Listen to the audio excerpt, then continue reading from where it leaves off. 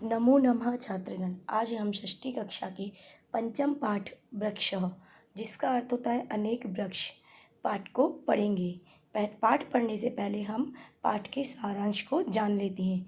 इस पाठ में कवि ने वृक्षों के महत्व का वर्णन किया है। वृक्ष मनुष्य के मित्र होते हैं।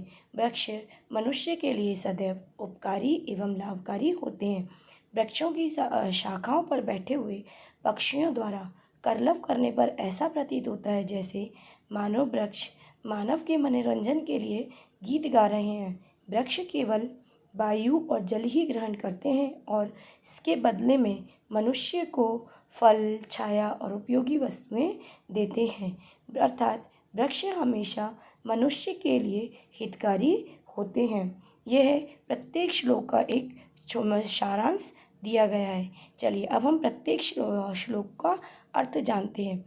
पाठ का अर्थ जानने से पहले हम श्लोक गायन कर लेते हैं, अर्थात एक बार पाठ को पढ़ लेते हैं।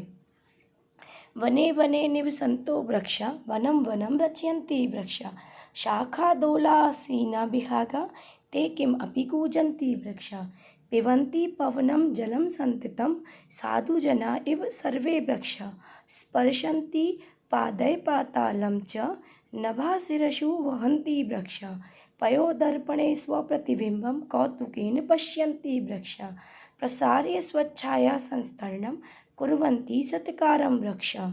यह था पाठ के श्लोक गायन, अर्थात एक बार श्लोक को हमने पढ़ लिया। अब हम प्रत्येक श्लोक का अर्थ अन्वय सहित करेंगे। वने वने निवसन्तो वृक्षा वनं वनं रचयन्ति वृक्षा। यह पहला श्लोक है।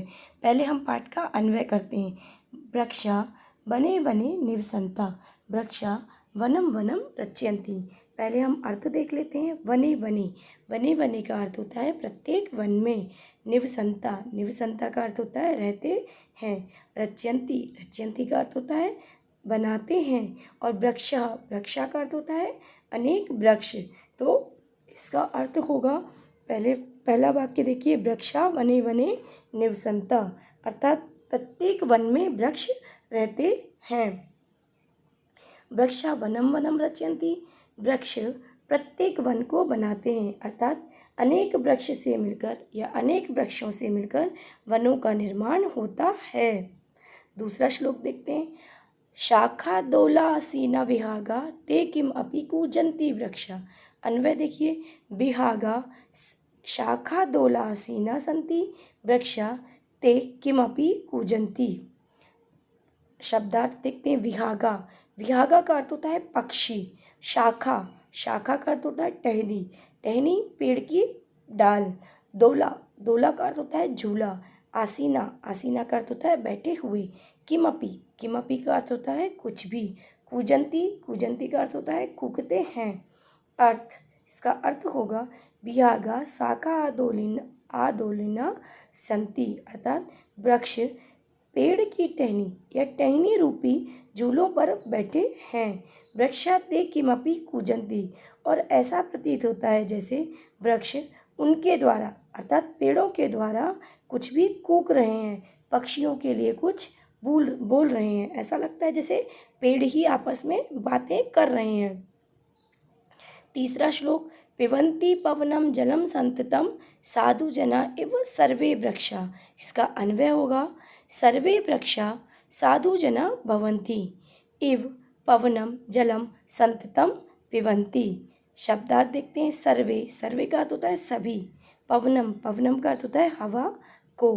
पिबन्ति, पिबन्ति का अर्थ होता है पीते हैं। इव, इव का अर्थ होता है मानो। साधु जना, साधु जना सज्जन। संततम, संततम का होता है निरंतम, निरंतर या लगातार। अर्थ होगा सर्वे वृक्षा साधु जना भवन्ति, अर्थ सभी वृक्ष साधु लोगों की तरह या सज्जन लोगों की तरह होते हैं।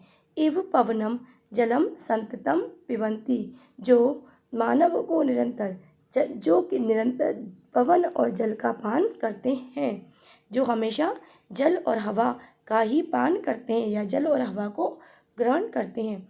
स्पर्शन्ति पादै पातालं च नभाशिरसु वहन्ति वृक्षा। अन्वय देखते हैं। वृक्षा पादय, पातालम स्पर्शन्ति। शीर्षु च नभा वहन्ति। शब्दार्थ स्पर्शन्ति, स्पर्शन्ति का अर्थ होता है छूते हैं। पादय, पादय का अर्थ होता है जड़ों या पैरों के द्वारा। नभ, नभ का अर्थ होता है आकाश। शीर्षु, शीर्षु का अर्थ होता है सिर, सिर पर, अर्थात पेड़ की ऊपरी जो सिरा होता है उसे बोला जाता है सिर। वहंती, वहंती का अर्थ होता है ढोते हैं। अब इसका अर्थ होगा वृक्षा पादय पातालम स्पर्शन्ति। वृक्ष जड़ रूपी पैरों से पाताल को छूते हैं। शिरशु च नभा वहन्ति, तथा सिर और सिर पर आकाश को छूते हैं।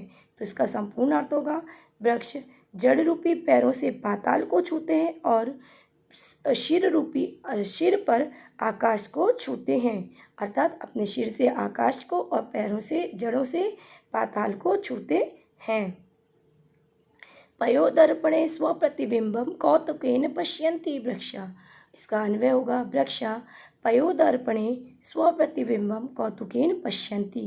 पयोदर्पणे मतलब जल रूपी दर्पण में। स्व, स्व का अर्थ होगा अपना। कौतुकेन, कौतुकेन का अर्थ होता है उत्सुकता से। पश्यन्ति, पश्यन्ति का अर्थ होता है देखते हैं। प्रतिबिंबम, प्रतिबिंबम का अर्थ होता है परछाई को।